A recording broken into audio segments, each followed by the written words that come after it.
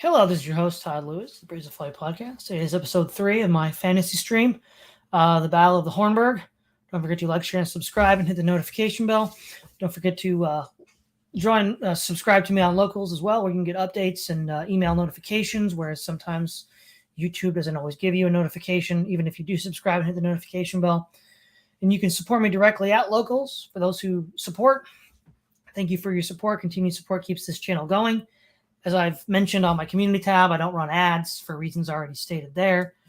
So, for the money that you would save for buying something that you don't need because the corporate elites want to tickle your fancy, you might want to think of supporting me that way.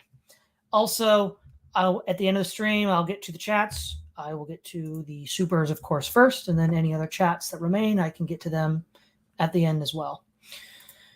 So today, we're talking about the Hornburg. So while we wait for people to show up, let's begin with a geography lesson. Helm's Deep is a large valley situated in the northwestern White Mountains below the Thryherein. This is a valley, which means three horns. This valley was ideally situated for defense. The entrance into the valley was blocked by Helm's Dyke, a fortified trench and earthen berm that was about 1.5 miles long. The main defensive structure was the deeping wall, which stretched across the valley some distance behind the dike. The dike was 1 mile or more long. The deeping wall was made of a stone 20 feet high and wide enough for 4 men to walk abreast. A small culvert allowed the deeping stream to pass underneath. The mouth of the deeping stream was the Glittering Caves. A long causeway ran up the fortified gate of the fortress. The keep had stables, armory, and a high tower in the center. Now, all of us who have read the books and even watch the movies know that it's the culvert with the gate that is the weak spot for the men for the men of the defense of the West. The first thing to say here is that obviously all of Lord of the Rings is fiction and fantasy, but what Tolkien demonstrates is a keen understanding of geography itself, because if you are outnumbered by an enemy position, as we've seen already with enemy forces, as we've seen already with the Battle of Five Armies on the foots of the mist of Mount the Dragon's Mountain. And then you have Helm's Deep at the Hornburg.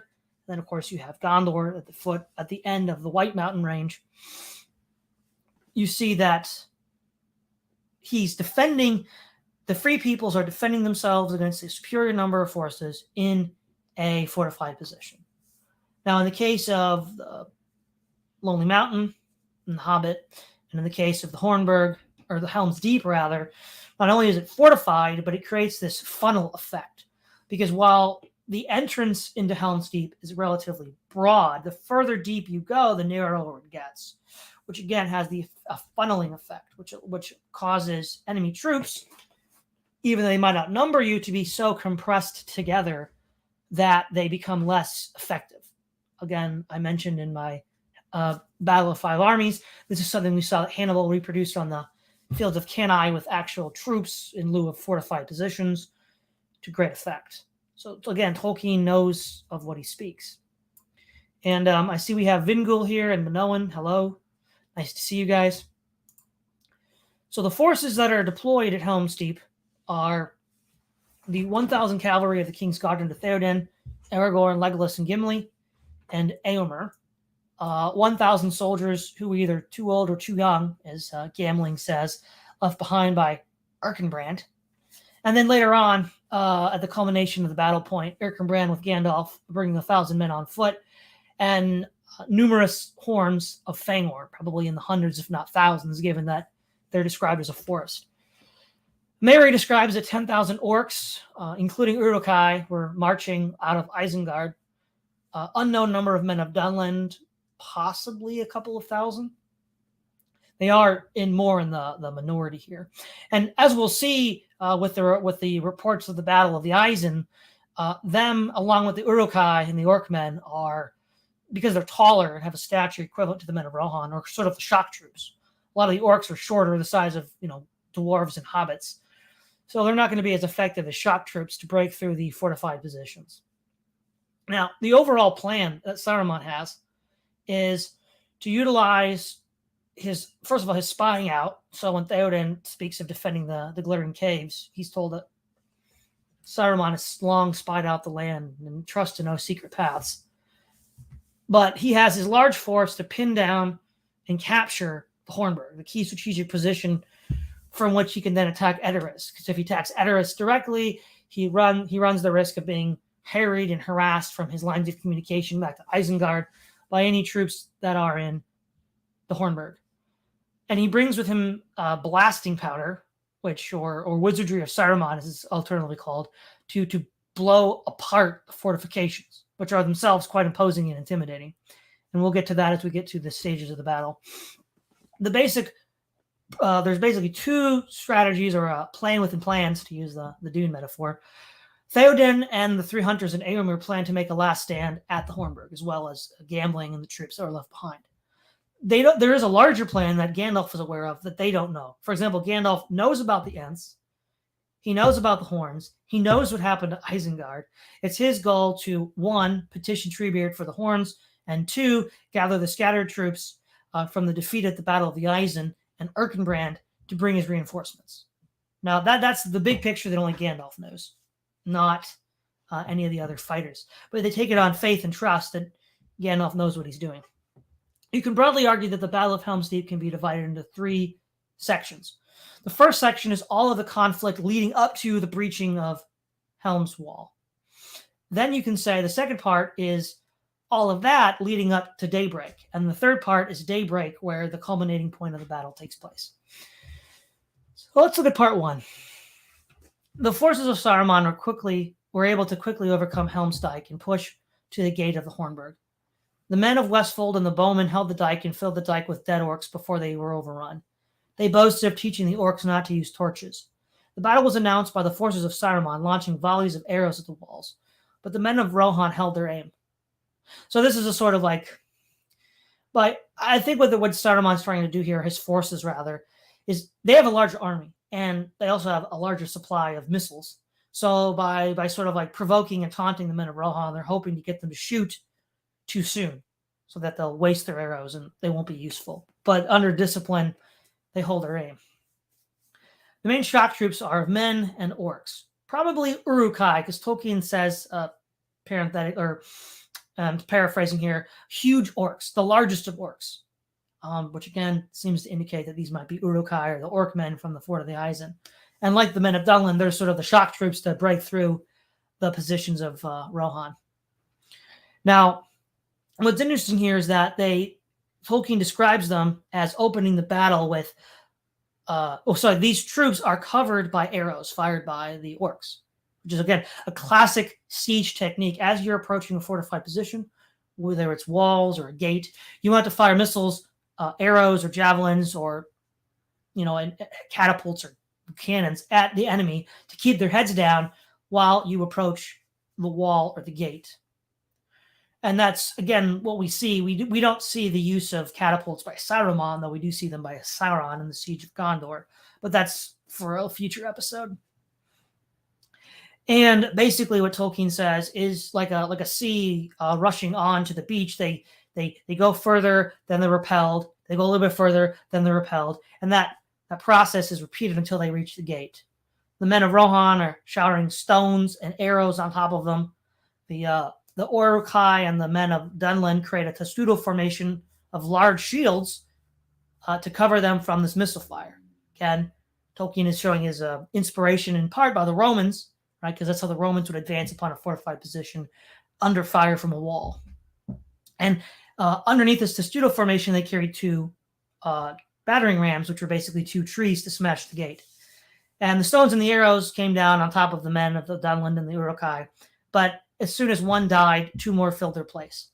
Seeing that the gate would not hold under such an attack, Aragorn and Éomer jumped from the gate down into their ranks, where their swords, Anduril and I think it's Girthwain, basically just destroyed the orc forces. I mean, basically these are 2 champions, and they drive them back, and then Éomer sees more troops mustering at the foot of the causeway, realizing that they're no match for a concerted assault.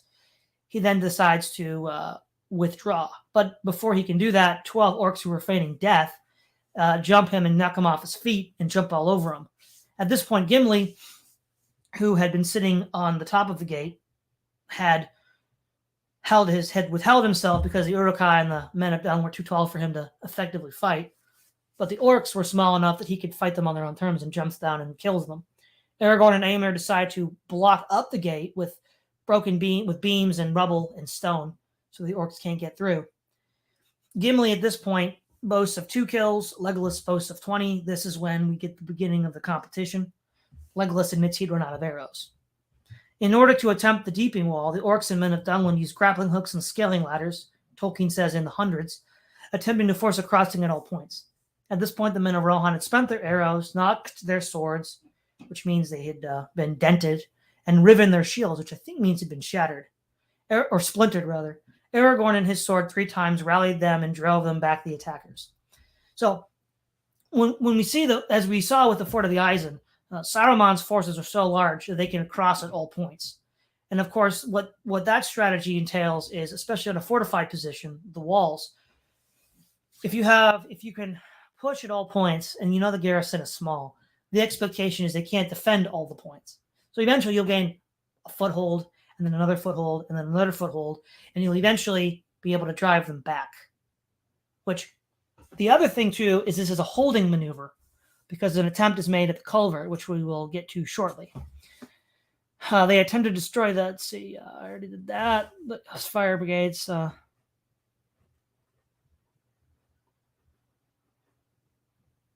Yeah, Gimli does all that.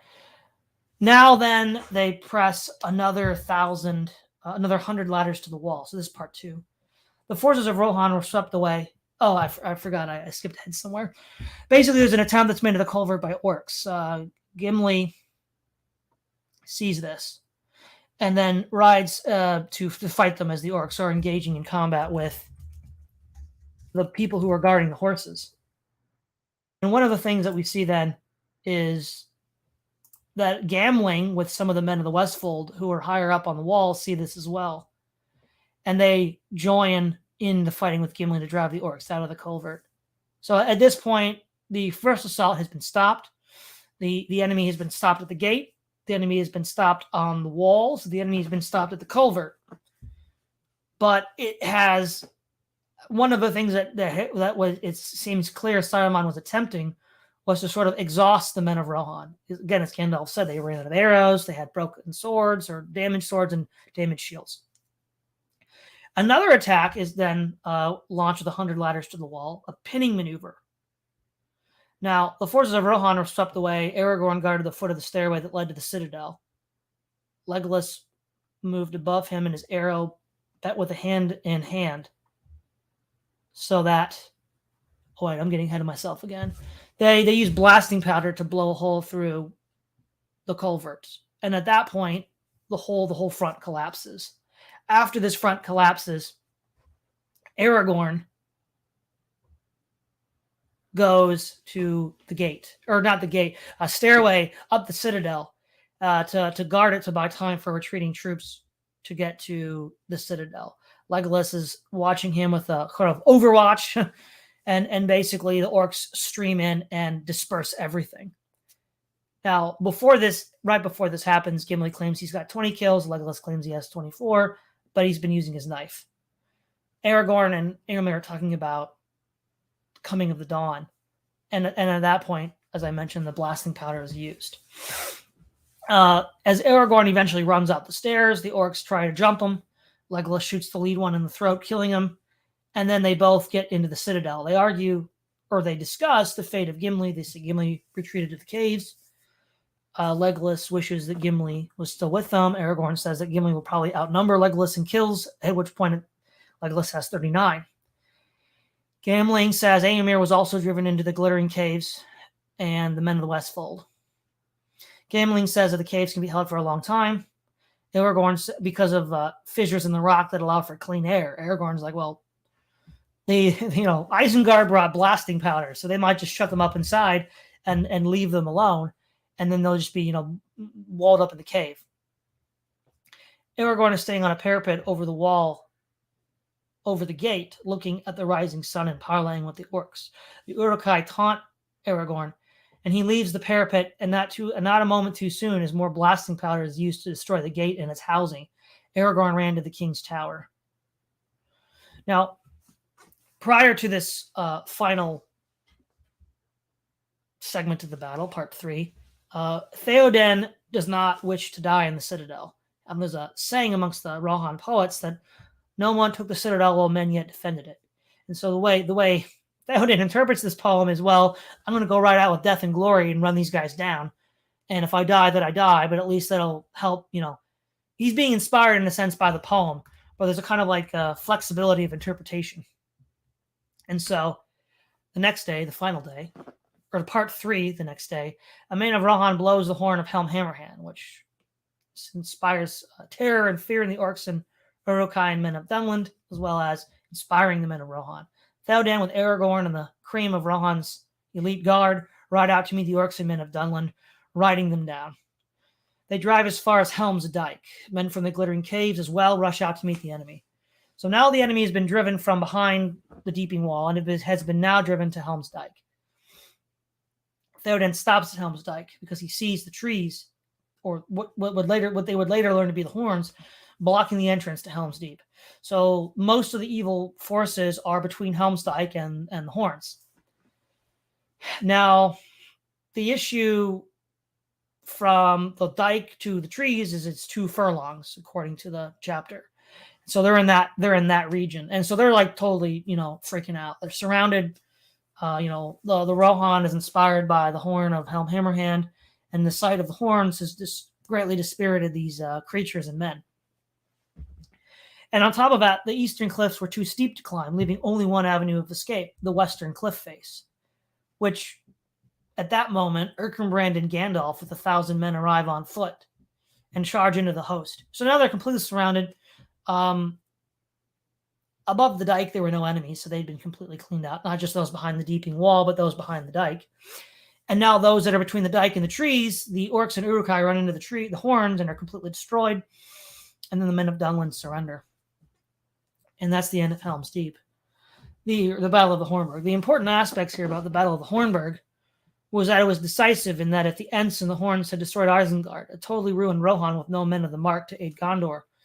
The War of the Ring might have been lost at Pelennor Fields. So, for example, I remember when I first read this, I'm like, all the trees did all the work, right? What's the big deal? Well, the thing is, though, even if the trees, quote unquote, had done all the work, if the men of Rohan were all dead, no one's going to come to save Gondor. They still needed to do their part in the fight to survive. Right, so Gondor's northern flank could now be guaranteed, right? So Treebeard is in charge now of Isengard. And one of the eastern marches, there's an attempt during the War of the Ring where Sauron tries to penetrate, where a couple of thousand Rohirrim and Ents allies hold them off. Whereas, then, of course, Theoden can then freely deploy the majority of his riders to attack Sauron's forces besieging Gondor. One of the interesting elements here is Saruman's blasting powder. What is it? What is his blasting powder? Well, there's an interesting thing in The Hobbit, which The Hobbit is kind of interesting in the whole broader Lord of the Rings context. I mean, it is canonical. It does tie into the rest of the Lord of the Rings because of the ring itself. But he has this little line about the goblins. And he says, "There in the shadows, on a large flat stone, sat a tremendous goblin with a huge head. And armed goblins were standing around him, carrying the axes and the bent swords that they use. Now, goblins are cruel, wicked, and bad-hearted. They make no beautiful things, but they make many clever ones. They can tunnel and mine as well as any but the most skilled dwarves. When they take the trouble, though, they are usually untidy and dirty. Hammers, axes, swords, daggers, pickaxes, tongs, and also instruments of torture they make very well, or get other people to make to their design. Prisoners and slaves that have to work till they die for want of air and light." And this is the important part. "It is not unlikely that they invented some of the machines that have since troubled the world, especially the ingenious devices for killing large numbers of people at once. For wheels and engines and explosions have always delighted them, and also not working with their own hands more than they could." So what are the explosions? Is he talking about gunpowder? We also read that Saruman has a mind of wheels and turning cogs from Treebeard. Now, this is what's interesting, right? Where does this knowledge come from? Is Saruman getting this from the orcs? Which, if that's the case, why doesn't Sauron have this? Why didn't Sauron just blow down the gates of Minas Tirith? Why did he use a battering ram? Seems like whatever this is, it's not known to Sauron. Now, it's difficult to envision that mere orcs or goblins could so invent this because, they're not very intelligent creatures, as we read throughout the Lord of the Rings. Sauron's intelligent. So it's an interesting riddle to figure out how we want to integrate this into it. But regardless, Saruman's key insight here is the use of what I think I can reasonably claim is gunpowder, because it's called Wizardry of Saruman, blasting powder. It's a fantasy work, right? They're going to use other terms for it, and one of the things that Tolkien, I think, is channeling here is from his experience in the First World War, right? The idea of heavy artillery, gunpowder, rifles, machine guns. The individual heroism of a soldier is sort of negated, right? This is sort of where the machine is really sort of stretching its legs in the 20th century in this modern industrial war, and there's no glory or honor in it, right? It's just you get blown to bits. You could be a Achilles or a Hercules, but it doesn't matter if a 155 millimeter shell comes down on top of your head. It's over. It doesn't matter how brave or courageous you are. And the men of Rohan, who are brave and courageous, are just blasted to pieces by this bomb. I think basically what we would call it is a petard. Now, a petard is like a primitive medieval Renaissance device, which is a barrel filled with gunpowder. You basically light a long fuse and hope it blows up a portion of the wall or something. Or what we might even call a bandolar, which is a pipe bomb that was used like in World War II to break through enemy trenches. It's something of that kind is what I think Tolkien's getting at. And the reason why it's so diabolical, at least from his point of view, is that it's sort of it's cleverness and intrigue over courage, honor, and masculinity. And so we also see there's a distinction between the orcs and Uruk-hai on the one hand and the men of Dunland on the other.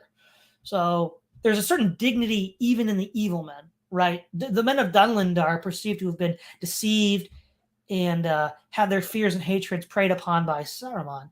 Now, one thing that we can deduce from this is that even the hobbits, who are not, particularly wicked, could still be seduced and controlled by Saruman's tongue. Even Treebeard. Treebeard was seduced. He let Saruman go. And Gandalf says in The Return of the King that the one thing Saruman does not lack is the power of his tongue. So, in one sense, there's a kind of pity on the men of Dunland, even though during the battle, Éomer says they, like the orcs, sound like wild beasts. But again, they're human, and so I think Tolkien is saying that there's a certain level of value that they have, even as deluded servants of Sauron. Whereas the orcs and Uruk-hai have no value; they're intrinsically evil, and they're all destroyed in the Forest of the Horns. So that's an interesting commentary I think you can make on the nature of man and Tolkien's experience in the First World War. The other thing that we see is, again, Tolkien has this really insightful knack for understanding the fog of war, how decisions are made in the fog. So if we look at Saruman's plan from its conception, having a large army of orcs, Uruk-hai, wolves, and men to overrun the fords of the Isen and then besiege and conquer Hornburg with explosives, taking out in one fell swoop the key elements of Rohan, it was a very well-conceived plan. But what he did not plan for, and arguably it's difficult to envision Saruman being able to plan for, would be, on the one hand, the Ents. The Ents had been inactive for an age, so what will the odds be that they would be activated right now? The other thing is, as far as he could tell, Gandalf was dead, because Gandalf had died in Moria. In fact, remember, Frodo doesn't realize that Gandalf isn't dead until the end of The Return of the King. So there's still a lot of people that think Gandalf is dead. And so failing to take into account Gandalf, failing to take into account the Ents, completely ruined Saruman's plans. And I think also failing to take into account the courage of the men of Rohan, viewing them as brats, as he says, in Flotsam and Jetsam. He says there's brats that roll in the reek. So there's really a overestimating one's own strength and underestimating the strength of Rohan for sure plays a part, but really it's this fog of war issue where you just don't have the knowledge. And what Tolkien is really sort of saying is that insight and understanding in these situations is really crucial. And that's what, Gandalf, representing the prophetic element, has that. And that's why he's sent back after he kills the Balrog, so that he can be the sort of like true prophet that leads the free peoples to victory. So he has this, again, this really interesting insight into the fog of war and how it can affect decision making. And arguably, we also see an emphasis on faith. Because Theoden in the ride to the Hornburg misses both Grima and Gandalf as advisors, which is interesting. He still has some affection for Grima, even though Grima was a traitor. And I think it was Gamling or unnamed Rohirrim writer saying that, will Gandalf come back? Or no, Gamling was speaking to another writer, and he said, well, we should just trust that Gandalf comes back. And even Theoden tells Aragorn, maybe Gandalf wasn't as wise as I was thought to believe. And Aragorn said, well, wait till the dawn. Wait till Gandalf's advice can be fully seen. So we see that there's this element of keeping, having trust in your commander, in this case, Gandalf. And one of the things that Gandalf does, I think, both A, for lack of time, and B, for operational security, does not tell anybody else his plan. Now, there is precedent for this. Scipio Africanus' attack on New Carthage. He kept the plan secret so that no one could leak it to the Carthaginians. But they had such trust in the man that they followed his lead. And in a lot of ways, I think Gandalf represents, in the Battle of the Hornburg, this kind of example. This example of trust the plan, to quote, modern Nick Fuentes and others. So there's that. Now, we can look at this also from a broader tactical perspective. The horns, of course, are a fantasy element. They're trees. But what they do is they lie a lot astride the lines of communication. And the lines of communication is a fancy term for a point from where the troops are to their supply base that's unobscured. So that could be for communications, it could be for supply, it could be for reinforcements. So when the trees show up there, it means that there's no more communication from Isengard, there's no more resupply from Isengard, and there's no reinforcements from Isengard, which in and of itself would be terrifying for these guys. The other thing you can look at is the effect of, again, morale. That's something we saw with the Battle of Five Armies. First with the bats, lowering the morale of the free peoples, and then the eagles, which buoyed the morale and drove the bats away. So what here we see is that there's a common theme throughout the Return of the King, that the old stories are true, sort of like in Prince Caspian of the Chronicles of Narnia. People are constantly, speaking ill of old wives' tales, and throughout we're like, well, maybe the old wives' tales are more true than we all think. Specifically the trees in this case. And so this idea that, or like the poems, like the old stories, the idea that, well, no one's taken the Hornburg while men defended it. You sort of have this idea, there's a deeper truth that's not apparent to the first glance that these old stories have. And so since that horn was, to represent the horn of Helm Hammerhand, who built Helm's Deep or helped defended it, it has this morale multiplication effect, at least to the point of the men of Rohan. That, coupled with the terror of having the trees show up behind them, shows that, the morale, apparently even the orcs and Uruk-hai are affected by changes in morale and fortune.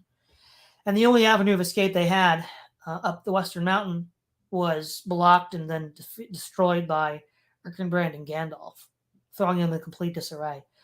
And again, a numerically superior force completely surrounded can be defeated. Again, we see this with Cannae and Hannibal and other such examples. So you do get to this point where you have, panic setting in. Now, the other thing, too, is the charge of Theoden at the very end, which sort of drives them through the sheer shock of it to the Helm's Dyke.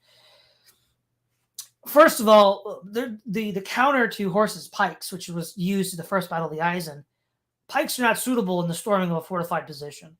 So, like, for example, in the campaign of Alexander the Great, a lot of his attacks on fortified cities were by the Hydaspes and Ergaspides, who used more traditional hoplite equipment rather than the long sarissa pike. And so it stands to reason that The men of Dunland and the orcs and Uruk-hai used swords.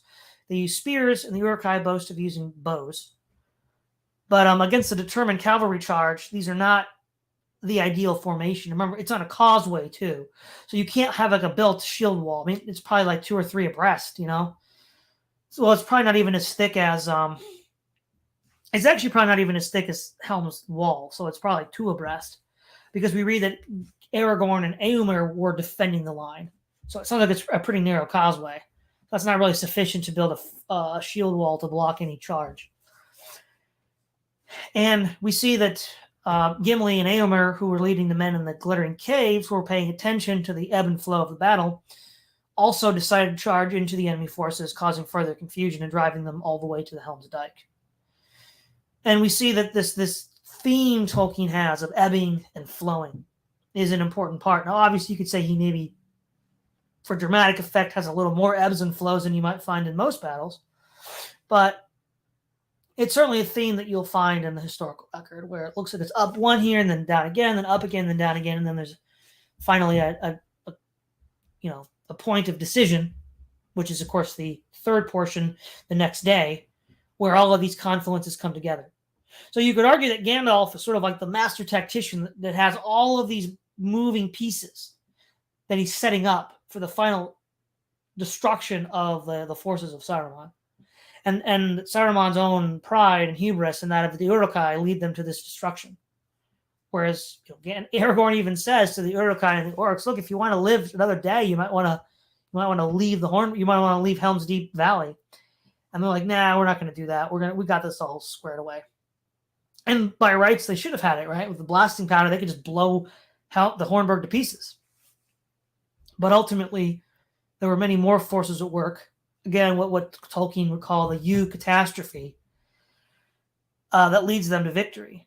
And I think the interesting thing here is that, again, we see a very skillful understanding of not only military warfare, but siege warfare. Now, obviously, Saruman's forces lacked siege towers, they lacked catapults, things that Saruman has. I think we can deduce from this a couple of things. Saruman is working from a bigger budget, so he can afford all of those things. And he's got a massive army, far larger.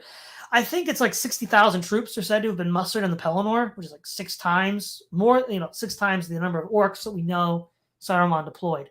So while a large force, Saruman's force, large compared to Rohan, and especially compared to the scattered forces of Rohan, because again, why are Rohan's forces scattered? They're scattered because Saruman, through Grima Wormtongue, had poisoned the mind of Theoden to get everybody all confused and distracted. So they couldn't offer a unified front. And again, that shows the grand strategy of Saruman. Divide Rohan, get these forces distracted, where they can't join together, especially under the spirited leadership of Theodred and Éomer. And then launch your attack at the key strategic position of the Hornburg, and then move on Edoras, using your overwhelming numbers and blasting powder to get in. It's a good plan on paper. And if it weren't for Gandalf and the Ents, it probably would have worked. But again, it's the fog of war, it's always the stuff that you don't plan for that bites you in the butt, not the stuff that you did.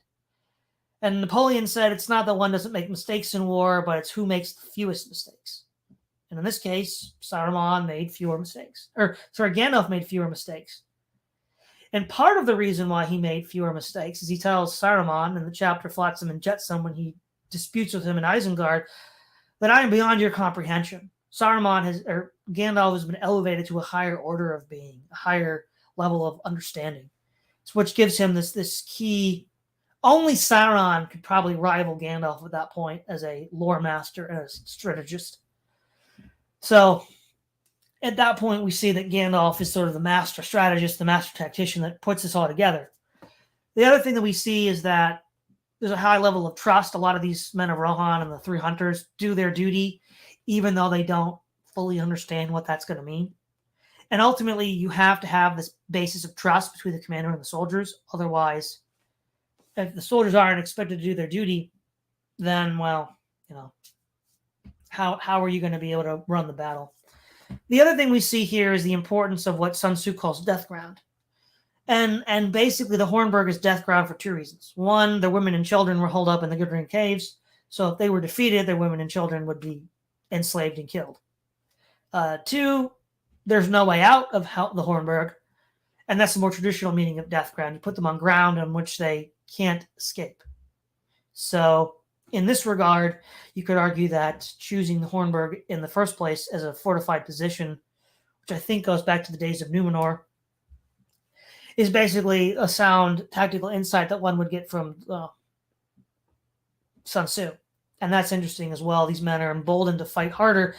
Gambling makes a statement that the 1,000 men left by Erkenbrand were either too old or too young to fight, which means they're not ideal soldier material. Which again, if you put them on death ground, that will put some iron up their backs so that even though they're not ideal material, they will be enough for the job. So in that regard as well, we see that there's this tremendous level of insight that Tolkien has, both in geography, in strategic insight, in tactics. Again, Saruman, operating from a lower level of capital stock, still uses things like gunpowder, what I'll call petard, battering rams. They use shield walls, like the testudo that the Romans used. So there is a sense in which, and also too, I think another reason why Saruman didn't have a full panoply of siege weapons is he was rushing towards the battle, right? He wanted to get this done quickly. The siege train of a conventional sense would slow down the forces. Time was on Sauron's sides and the siege of Gondor and the Battle of Pelennor Field, so for him, he didn't really care. But Saruman cared, I think, because also Saruman wanted to get the ring before Sauron did, so he was pressured, right? So part of what leads to mistakes is acting quickly, acting without proper forethought, and being under pressure. Sometimes it can't be helped, but if it can be helped, you should avoid that. And furthermore, it shows that the fog of war is amplified under pressure. The idea that Saruman's decision making was not only colored by his desire for speed to quickly wipe out Rohan because of his contempt for them, calls them, like I said, brats. It's also because he wants to get the ring and consolidate his forces in order to fight Sauron. In fact, at one point in the narrative, Gimli says that, it's a shame Saruman and Sauron don't live close together so they could fight each other. And Gandalf says, well, that wouldn't really matter. Sauron would still win. So, but the only way Saruman had a chance of winning was by taking the ring and becoming a new Dark Lord, as Gandalf said his desire, as Tolkien said his desire was. So he basically had put himself in a very difficult position vis-a-vis his ultimate goals, vis-a-vis Sauron. And in so doing, he put Rohan in a difficult position. But the superior insight and skill of Gandalf, as well as the unexpected eucatastrophe of the Ents and the Horns, was ultimately what undid Saruman. And to just reiterate the importance of this, it left Rohan largely unscathed. I mean, parts of the Westfold were burned, but they were, as was reported to Theoden, by scouts. But after the army was defeated, that was it. The majority of the troops of Rohan were left intact rather than completely annihilated by the forces of Saruman. This in turn allowed them to be ready to defend the east marches against Sauron's incursions along with the Ents in the War of the Ring proper, and also allowed them to send reinforcements to Gondor in order to help buy time for the decisive battle at Pelennor Fields. So all in all, I think Helm's Deep, again, along with the Battle of Five Armies and the Battle of the Eisen, demonstrates that Tolkien has a very competent understanding of geography, the effects of the fog of war, and basic strategy and tactics as well. So not only is Lord of the Rings a classic fantasy with high literature and poetry, but also sound in the sense of military, tactical, and decision-making processes. So let's take a look here at the chat.